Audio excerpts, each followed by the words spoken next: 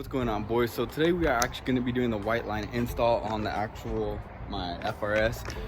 This one's another WhiteLine product. It's actually the DIff inserts because I just did a Subframe. I think it's like a lockout bushings. I don't even know what you want to call them, but they're by WhiteLine too. And then I did the Kartboy shifter, insert too as well. So we're going to be inserting these today. Hopefully it should be pretty easy.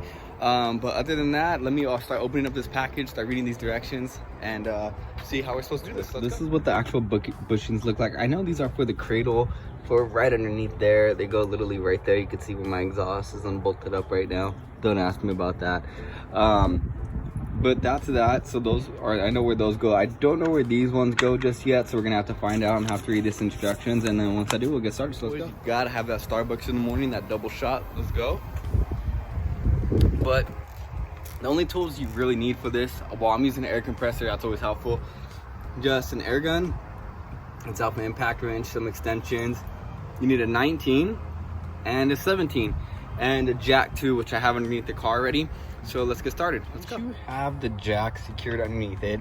I have it jacked up a little bit. You're gonna be taking out that bolt right there.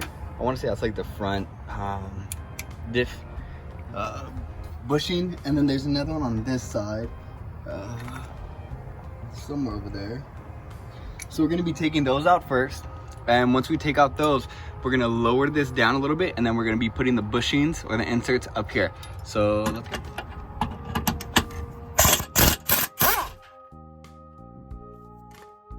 So once you take those out, the other one was literally right next to it on this side. It's over here.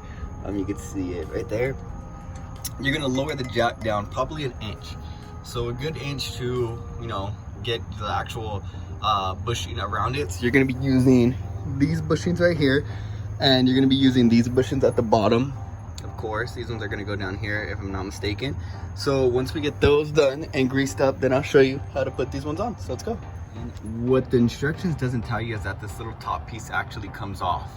So that actually comes off, and you put the ring over it. So let me see if I can do it the other side, boys. But literally this comes off right here. It's like a little top plate, and this literally just goes around it like it has like a little flange, and you literally just pop it off on the top of it. You literally got to stretch over and it'll pop on, and then you just put this back on right there. I think it does go a certain way on both sides. They have like these little flanges right here, and I like to put them towards the sides to towards the tires, and then we just got to put the inserts on the bottom. So two little cutouts in it, but if you see right here on this diff, you can see the little cutout. There's one right there, and there's one on the other side adjacent to it. So what you're gonna do is put this in. Let me switch hands. And greasy, you're gonna get it, and you're going to do like so, and it should just go in there with ease.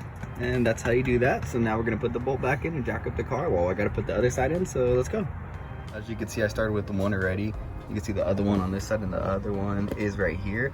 So it says that you need to remove the sway bar, but what I did is I came up with a method using a swivel, an extension in that 17, and was able to creep over it and get like a pretty good angle, a decent enough angle to actually loosen it up. These weren't too tight.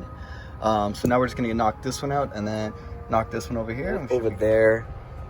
Right there, we're gonna start with this side. So all you gotta do is just lube this up, and we are gonna try to get it in as best as possible. So grease it up, and there's like two little, I don't even know, like slots, and you just push this on with all your might. That's why I didn't record it, and I put the actual screw back in so that this one is actually good to go now. So now we just gotta take out this one over here, well, this top one, and get that other side done. So as you can see like there's like little indentations on here. So when you go to actually look at it, you can see like the indentation marks that it's supposed to fit in.